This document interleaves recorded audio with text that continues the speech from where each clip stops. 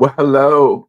Well, hello and welcome to another edition of Health Solutions with Shawn and Janet Needham, where Team Needham discusses everything healthcare. I'm your host, Shawn Needham, along with my wonderful wife, Janet, and we are streaming live from Winter Haven, Florida. We are down here to do some barefoot water skiing. Winter Haven is the barefoot water skiing capital of the world. We're super excited to be here. And of course, we left Washington, where it was just a little bit colder. So, as you guys that follow us may have heard, the FDA has removed or is talking about, it hasn't been done yet, but they're removing the black box warning from hormone therapy from some menopause agents. By the way, thank you guys for tuning in so early. For those of you that are tuning in, and thank you for those of you that are watching later on after our live streams, because it is 4 a.m. Pacific Standard Time, where our home city is from. So Jan and I, just a little history of it. So, those of you that follow us know that Jan and I are experts in hormone replacement therapy. It's mostly what we do as pharmacists. Over 95% of our practice is hormone replacement therapy. So we've been doing it for over 2.5 decades, and are considered experts in the field. We talk to patients and providers all over the world about hormone replacement. And in 2002, a little bit of history, in 2002, the WHI study, World Health Initiative, there was a study that showed that hormone replacement therapy caused increased risk of breast cancer and increased risk of heart attacks and strokes. Now, with the WHI study, they used Premarin and they used medroxyprogesterone acetate, a synthetic progestin. And Premarin is the most popular estrogen ever prescribed, and Premarin stands for pregnant mare's urine. Yes, it is estrogen isolated from horse pee. So, Janet, what do you want? Where do you want to go from there? Okay, so we talked a little bit about the products that they used in the study, but the study also was very flawed because it already took patients that were already having problems with cardiovascular disease and metabolic disease. So their sample did not take healthy women or unhealthy women to compare, correct? So that in itself is kind of flawed. And then to suggest that all products are equal or are the same is really very flawed because humans do not make Premarin. We make only 3 estrogens. So conjugated estrogen is what Premarin is, and it's full of equine estrogen. To equate that to estradiol, estriol, and estrone that a woman makes is very flawed. Um, Also, the second component that I feel of the hormone portion that's very flawed is medroxyprogesterone, or the brand name Provera. To compare that to progesterone is very sad because our natural progesterone, just as the word sounds, progestation, it promotes and maintains pregnancy. So to think that we are going to compare it to medroxyprogesterone, which actually is a birth control, or if you took it and you were pregnant, you would abort the baby. Um, it's not the same, folks. I mean, that's really comparing something not in the same category as far as I'm concerned. So we've always known that this study is very flawed, but we did have some takeaways as time went on that were positive. And I think this is some place that they're gleaning from it, is that we do know that the women that had just Premarin without Medroxy did have a higher risk of certain problems. Although women that had just Premarin alone did have some improvement in some of the cardiovascular over time. But I it should have never been out there as being the gold standard to put women under. And so I feel like that has been taught at medical schools for way too long. And also the media ran with it. So it was just a total, oh no, if you're on this, we got to wean you off and get you out of the problem of having breast cancer and cardiovascular disease. So it was totally flawed on many, many levels. So for the last 2.5 decades almost, we've been dealing with those women in our office with hot flashes, with urinary tract infections, with urinary incontinence, osteoporosis, all these benefits that hormones have. Um, Women were taken off them and then had all these problems. So we've been dealing with that for many years. Now, we've known for many years that study, the WHI study, was junk. So, and we don't use or ever recommend Premarin or ever recommend Provera, medroxyprogesterone acetate, synthetic progestins. We don't ever recommend those. We don't use those in our pharmacy. So we know that we knew it was a bad study. We knew if we used the correct kind of estrogen and the correct kind of progesterone, that there wouldn't be a problem. Because if hormones caused, if the hormones that our bodies make up cause cardiovascular disease or they cause cancer, then young pregnant women would be getting cardiovascular disease and cancers because that's when the hormones are the highest. And that doesn't happen, obviously. So we knew that it was a ridiculous statement. So fast forward 23 years later, yesterday or day before, November 10th, the FDA has been we've heard about this. They're the FDA commissioner, Marty McCary, we've met him, and he's been in the news a lot lately talking about possibly removing this. And at first, I thought it was just going to be on vaginal estrogen, and they are removing it from vaginal estrogen. But guess what? They're removing it from Premarin, vaginal estrogen, and they're removing it from oral estrogen, estrase, generic estradiol, and they're removing it from Premarin. So this is the problem I have with that, is that Premarin is not the same, just like we said, as estradiol. And yet here the FDA is making this big, huge move by decreasing this black box warning on not all estrogen products, but many estrogen products, including Premarin. And it just shows you their ignorance. Same thing with, then what they're saying too is they're keeping with estrogens, systemic estrogens, they're keeping the black box warnings about causing endometrial cancer, because back in the 40s, 1950s, when Premarin came out, there was an increased risk of endometrial cancer with Premarin. And then that's why they created medroxyprogesterone acetate to try to mimic progesterone, which decreases the proliferation of uterine tissue, to decrease the incidence of uterine cancer. And it works somewhat. But here's the whole problem I have with that concept, is that the FDA is putting Premarin and estradiol in the same category. And I'm sorry, people, but you cannot compare horse urine estrogen to the estradiol that our body produces. And you cannot compare medroxyprogesterone acetate to progesterone, just like Janet was saying. But that's exactly what they're doing by doing this. Now, here's what I will say. I'm glad this conversation is getting out there, because then we can start the education piece. Here's what I'm really concerned about, is that there are going to be doctors that prescribe more Premarin now and prescribe more Provera. There's even Prem Pro, which is a combination Premarin, medroxyprogesterone acetate, Prem Pro, Provera product, and doctors are going to be prescribing that. I would never, ever recommend someone take that. Ever, ever, ever. So that is my concern. It's really not going to change what Janet and I have been saying or doing at all.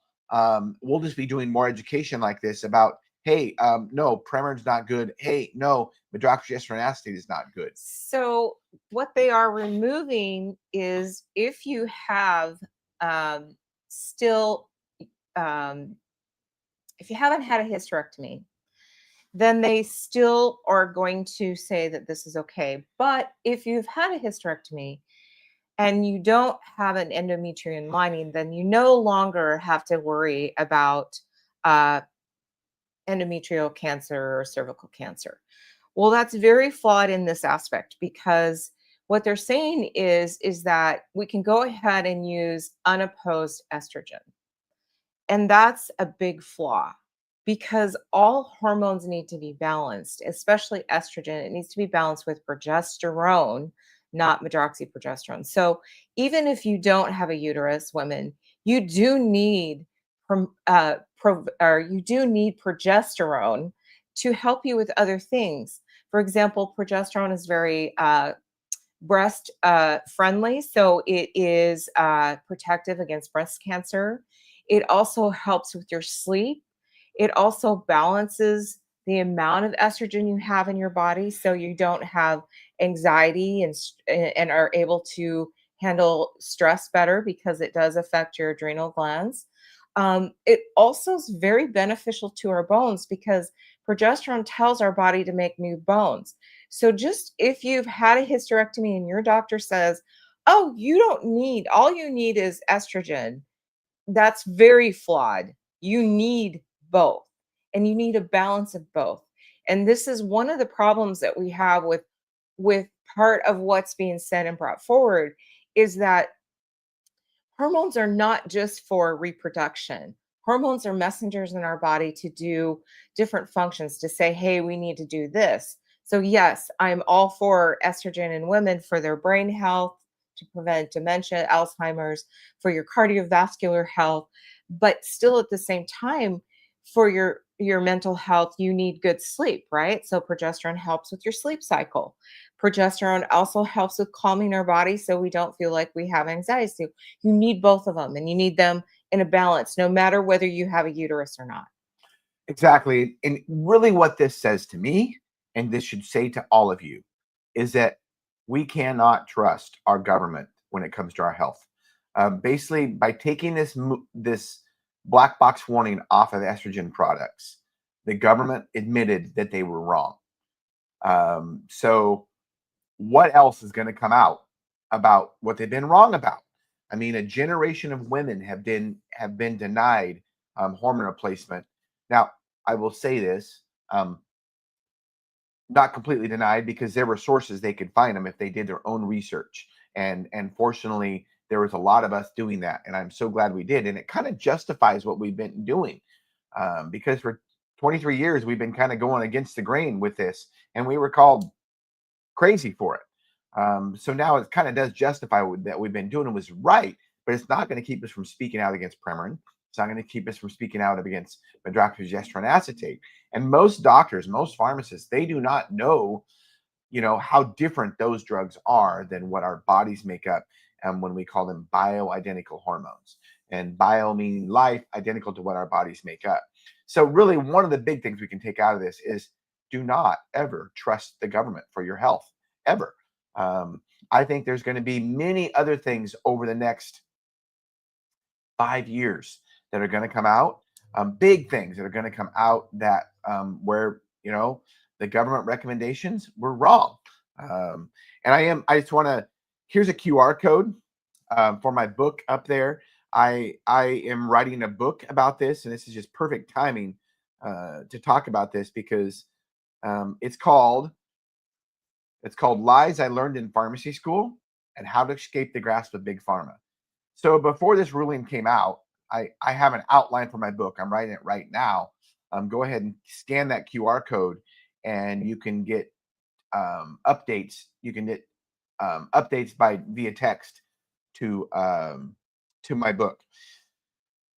I already had a chapter specifically dedicated to what I learned about hormones in farm school and what lies they were. Well, lo and behold, now the government is even admitting it that they were lies. So what else are we going to learn? Basically, we have to educate ourselves. We can absolutely not trust the government to make our health recommendations. Janet. So the other concern I have when we're talking about this is, and I'm not really clear. Shawn may have read up a little bit more on this, but for many years, women in perimenopause and menopause have been given the birth control pill to help with their symptoms, and so I don't see them putting a a black box warning on birth control pills from this standpoint. Um, Birth control pills are synthetic estrogens that actually stop your body's own endogenous hormones from being produced from your ovaries. And the problem I have with that is that it puts you basically in menopause chemically. And so the protection and the advances of um, preventing cardiovascular disease, preventing Alzheimer's, increasing bone density and helping the bones is really flawed because that's not going to happen. It's actually the opposite. So that in itself to me is very concerning because most physicians have absolutely no fear. In fact, we were talking to an OBGYN um, last Friday, and we were talking about the fact that if you put every company that has made a oral birth control pill, it outweighs probably every medication that's been on the market as far as how many people have been given a medication. And I think he's absolutely right that we've been handing out birth control pills like candy to women from the time they're in their teenage years to the time they're in menopause. And there's, in my opinion, a huge problem with that because that caused a lot of damage and still is. So we have to look at, okay, great, we're going to unvilify a product, estradiol, and make it available to more women. But let's at the same time, let's not send home to people the products that are causing Right. harm. So be very careful because you need to educate yourself as to what is good and bad. And some of the people that have went up with Marty McCurrick on the panel view giving women that have PCOS or endometriosis that we should give them a synthetic progestin in an IUD. Well, uh, that in itself is huge and flawed. That's not working. We need real progesterone, not a progestin. And there's products out there on the market, birth control pills, IUDs, that have synthetic progestins as well as synthetic estrogens. And that is not helpful to overall women's health. And I'm not sure where that lies with this black box warning. I don't know if the FDA is going to take the black box warning off birth control pills. I've done a little bit of research on it, or a lot of research on it, and it seems that they're not going to, but I'm not sure. But here's the most important part is that not all hormones are created equally, and that has not been in the discussion. So now I guarantee you now there are doctors out there and pharmacists out there that are going to think because of this action, they're going to think birth control pills are even safer. I, and and that is so far from the truth because they do just the opposite of what our endogenous hormones do, just like Janet said. So that is my concern about this. That's why it's so important for you to educate yourself. Don't trust the government. That is for sure. So Right. And if you're gonna rebuild your health as far as women in the osteoporosis part of losing your bone, which happens after our 30s as we start aging, and we need to get the right message out. Like you need balanced hormones, you need estrogen, progesterone, and testosterone, and you need movement, you need weight bearing movement, and you need quality food. You can't be going through the drive-through every day like we see some of our young ladies in their early 20s doing Starbucks and fast food and expect the nutrients to build new bones. So buyer beware on this. And the other thing that is very concerning to me is that we still are handing out products to help rebuild bones that really don't do a good job. It's hormones and movement and diet that do it, that reverse the loss of bone and maintain bone.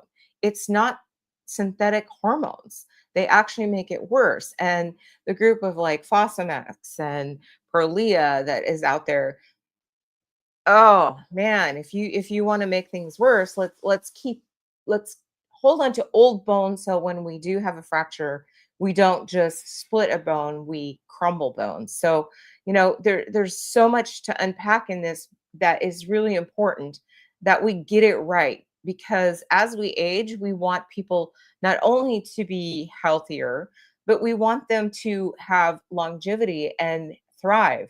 And we want women in their 70s and 80s and 90s to have strong bones. And by the way, that Provera part of the Prem Pro, the medroxyprogesterone acetate, does not help No, build your bone at all. And I think there's even been studies to show that it weakens bones, which it should, because it makes sense, because what it does, it decreases your own endogenous production of hormones. So, and Premarin, Premarin is not going to increase bone density that much or at all. It's just going to make it flat, because estrogens don't build new bone. They decrease bone loss, but they don't build new bone. So that's, again, one of my concerns, is that doctors are going to put women on Premarin, which is junk already, horse pee, and they're going to think, well, that's going to give them strong bones. Well, not really. It's just going to decrease bone loss. To have strong bones, you need progesterone, even if you don't have a uterus. Unlike what we're taught in pharmacy school, or doctors are taught in med school. And you need testosterone. Women need testosterone. That is what's going to make your bones really strong, is testosterone. That's what makes men's bones strong. It's not from lack of estrogen or lack of progesterone that men get osteoporosis. It's from lack of testosterone. Same thing with women. So those are discussions that need to keep being had. I'm hoping that this is the beginning of a lot of those discussions, and that more people be asking questions. My biggest takeaway from this is, as we've been preaching for 2.5 decades, not all hormones are created equally. You cannot put them all in the same box. There are major differences, and the black box warnings are going to be taken off Premarin and medroxyprogesterone acetate. That doesn't mean that they're good for you. that's true. And the other thing that I'm hopeful for is that one of the things that we see on a daily basis is women are told or denied therapy because of their age. And it doesn't matter how old you are, as long as you're living, you need hormones in your body. We will die without hormones, period. Maybe not the sex hormones, but we still do see the decrease of quality of life when we don't have the right and the proper hormones. And women have been denied this. I've seen it over and over again, probably hear it daily, that their physician is saying, oh, it's harmful for you. You can't have this after a certain point, which is clearly not the case. It's not the case at all. And that myth has been part of the WHI um, fallout for so long. And also, schools have been teaching their students very little about hormones other than they're bad for you. Well, if that's the case, then why did God make us and we produce them? We got to come back to common sense, right? We need to look at things and say, okay, even too much water, which we need to exist because we're 70% water.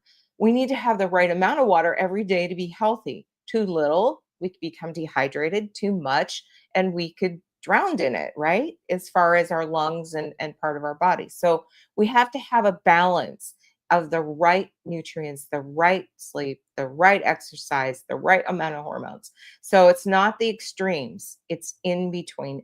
And healthy, vibrant people need hormones. And in pharmacy school, I don't know about Janet, I can't speak for her, but I had a 1 hour lecture, a 50-minute lecture on hormones. That's all I had. And pretty much the stuff that we talked about being bad, Premarin and medroxyprogesterone acetate, that's what I learned. Why? Because Premarin is the biggest hormone selling drug of all time, ever. It came out in 1947. And that reminds me, too. Here's another thing, too. The FDA, with this ruling, they also said they're going to approve another generic Premarin, which there was one approved in the 1990s, and I thought it went off the market, and it was just called conjugated equine estrogen, equine for horse estrogen, conjugated, because there's at least 19 different estrogens that we know of in the combination of the horse pea, but some of them that we don't know of. So that brings up the question, why have we never really had a true, in pharmacy we call it AB rated generic of Premarin? Here's why. because we don't even know what's in it. That's why they can't copy. That's why it can't be copied. That's why there's never been a generic. That's why it's been $1 billion drug for many years, because there's no generic available. And there, even if they do approve a generic, it's not going to be the same as Premarin. Because think about this. We are taking urine from multiple different horses and standardizing it to an estradiol estrone ratio. The other estrogens that are in there, we don't know. We do know there's some in there, but we don't put a ratio in there to standardize them with. So how are we going to make a generic Premarin? We can't. If you don't know what's in it, you can't make a generic of it. Beautiful, beautiful business model for the drug company. But it'll be interesting to see what the generic really is. Either way, I would not recommend ever taking Premarin or the generic of it, which is conjugated equine estrogen. It's horse pee. Especially when we have estradiol available commercially in oral and vaginal. So there's no reason for that. And if your provider's prescribing that, ask for him to change it to something else, because I would never personally take it. I think it's inhumane. They take a pregnant mare and they extract her urine, and then they abort it and pregnant her, and it's not even made. It's not even allowed in the United States. It's brought in from Canada. So why would we do this? I think that in itself is just a farce. But we never talk about the ethics of that one, right? No. So, but that being said, gee whiz, this was in the 40s, folks. We're in 2025. Why are we still using horse urine? Right. Like we have human estradiol. So let's remember, where something came from and why we would choose something. Just educate yourself on those choices. So when you do go in and have a conversation with your physician, that you are educated and you can say, well, I prefer this because did you know this, right? And have those conversations, and don't be afraid to bring it up. And if somebody's going to not allow you to have an opinion or have a discussion, then we're not a team, right? You're not a team. And on that note, when you go in and you ask about hormones, if you've got a physician that talks about FDA approval, and if you've got a physician that talks about insurance coverage, you're in the wrong office. Because if they are prescribing something because it's FDA approved, because Premarin is, and they are prescribing something because it's covered in your insurance, they're not working for you. They're working for the insurance company. So with all this talk coming out that, now that hormones are getting in the conversation, there's talk about, we need more insurance coverage from them, and we need FDA approval for this, that, and the other. Let's not go that route. Do your own research. Don't let your insurance company dictate what you get, because they're not going to dictate what's best for you. I've seen many insurance companies, they'll pay for Provera, but they won't pay for Prometrium or progesterone. So, they're not out for your benefit, they're out for their benefit. So make sure you see a doctor that actually specializes in hormones, and not just dabbles in them. This is one of the things that most concerns me about this most recent ruling. The great news is there's a lot of information out there that people that people have the ability to seek. That's why we're doing this podcast. Janet, how do you want to end this? So educate yourself, empower yourself with information, ask the questions. Remember that you are in control of your own body. You get to decide what you ingest and put inside of yourself, not your doctor. Yes, they do have to prescribe, but it should be a team effort and a conversation. Don't be afraid to find somebody who's going to actually help you and not belittle you. That's one thing I think that we need to get rid of in our medical world, is that if we don't agree on something, it doesn't mean that we can't work together. We can find a therapy for each other, for our patients, and the patient agree upon it, because it's ultimately your body. So empower yourself. Don't be talked into something you're uncomfortable with. Nope. And our goal, as always, of this podcast is to educate and empower individuals to take charge of their own health. I hope we've done this through this podcast today. So thank you all for tuning in and listening. Tune in to our regularly scheduled podcast Monday, 12:30 to 1:30 Pacific Standard Time. Thank you.